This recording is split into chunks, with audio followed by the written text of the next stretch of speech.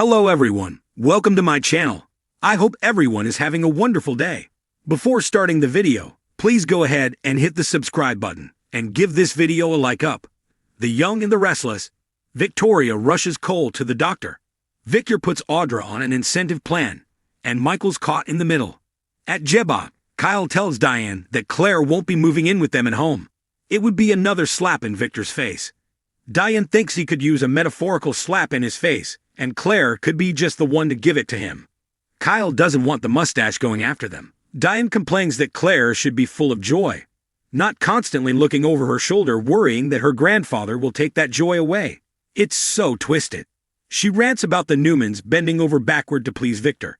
They debate the point, and Kyle says Claire is determined to live on her own terms. Diane warns Victor won't stop. Kyle's sure Claire will chip away at him one small victory at a time. Diane hopes she knows what she's up against. At the tack house, Victoria grabs Cole's jacket to take him to the doctor. Claire tells her dad to take it easy. Victoria decides to call the doctor, let him know about the symptoms, and that they're on their way. Getting Cole's coat on, he tells Claire and Victoria to stop fussing over him. Undeterred, they help him up to get him to the car. Claire hangs back as they take off, with Victoria saying she'll let her know. At Society, Summer asks Sally if she knows why Chelsea called this meeting. Sally's not sure she'd be the first person she'd tell. Summer apologizes. Chelsea arrives and tells them this won't take long. She wants to run something by them and asks that they keep an open mind. Summer gushes about how impressed and proud she's been with their team. She then asks what Chelsea wants to run by them. Chelsea says she's been given a job offer, which means she could be leaving Marche. Sally's eyes widen. Summer asks if another fashion house is trying to poach her. Chelsea doesn't want to get into specifics right now. She insists she's happy at Marchetti. Summer says she must be having some doubts, or she wouldn't want to leave. Chelsea explains it's a totally new direction. Sally has a feeling she knows what the job is. She knows how Adam's mind works. He's asked you to work with him at Newman Media, hasn't he? Sally explains that Adam doesn't trust a lot of people. He finds those he cares about to fill that role.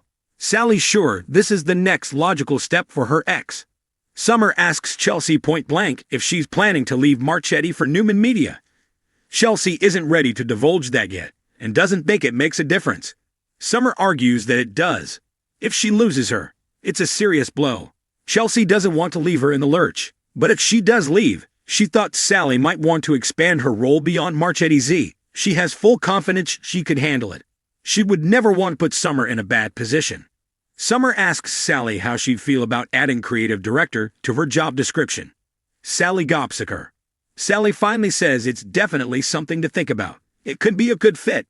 Summer thinks so too. She'd hate to lose Chelsea. But if that's what's going to happen, she'd be confident with Sally stepping in.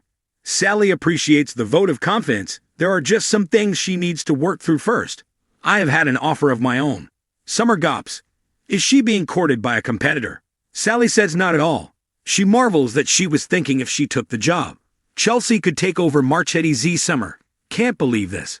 She could be losing both of her lead designers at the same time. At the club, Laure'n tells Michael she's happy to catch up. She feels like they haven't spent time together in days. She learns he spoke to Jack and is sure he heard all about Diane's renovations. Michael admits it wasn't a purely personal visit. Victor's amping up his war against Jeba, and he gave Jack a heads up. Laure'n exclaims that he's Victor's sworn enemy. When he warns Jack, he crosses into enemy territory. Michael's trying to navigate the situation to the best possible outcome. Laure'n guarantees he just made it worse. When Victor finds out, this will bite him in the ass. And then what? Laure'n can't understand why her husband wants more trouble. Michael refuses to see this as crossing enemy lines. Laure'n reminds him that Victor expects confidentiality, which means not going to Jack. Michael sees himself as a secret go-between. Left to their own devices, what would those two men be capable of? Think about the collateral damage. Laure'n warns he's in the middle, which is a dangerous place to be. If Victor finds out, he'll be infuriated. The casualty of his war will be Michael. The lawyer is sure he'll never find out, because I have a plan. Laure'n tells Michael he's a brilliant attorney, but when it comes to Victor, and plans she's not confident. She points out he stayed the night Victor was shot by Ian Ward, and has felt Victor's wrath many times. Have you not learned your lesson yet? She asks what he's up to. He won't tell her. She'll shoot it down. He announces he's over it. Laure'n suggests he then listen to her plan. Remove yourself altogether, and you tell Victor you quit. Michael will honor his allegiance to Victor. Laure'n rants that people he cares about will get hurt. Michael maintains he knows what he's doing. He'll stick around, partly to prevent a disaster. Laure'n gawps that he thinks he's the hero in this. Diane walks up, and Laure'n urges her husband to tell her what they were talking about. Diane's curious. Why would she be interested in what they're talking about unless it has to do with her or Jack? She guesses it has to do with Jack and Michael's evil master. Michael declares the discussion over. Diane says it's not and asks where his allegiance lies. With his friends or the man who signs his checks. She trots off and Michael asks Laure'n why she'd put him in a spot like that. Laure'n had to light a fire under him to do the right thing. She doesn't like what working for Victor is doing to him. Tearing up, she says this scares her. Michael asks, why are you doing this? Lauren's starting to wonder if Diane is right. Is your allegiance really with Victor and not your friends who you say are so important to you? Michael is trying to protect them all. Either she doesn't understand, or she refuses to. At Crimson Lights, Audra tells Victor she needs her funding.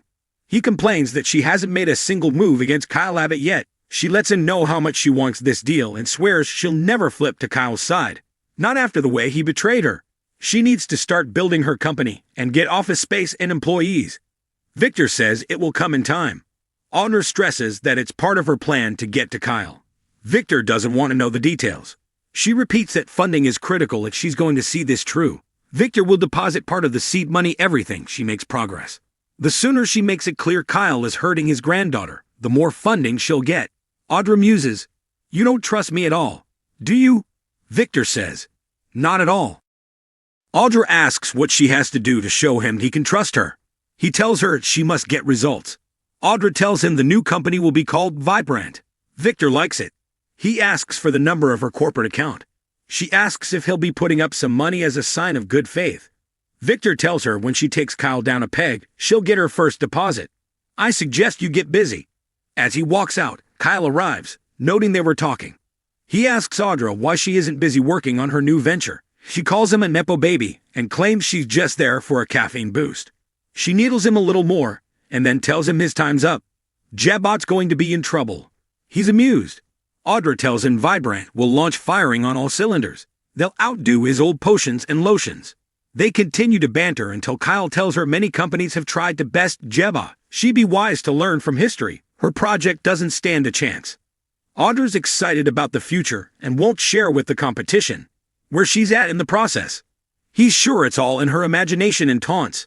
You don't know what you're doing.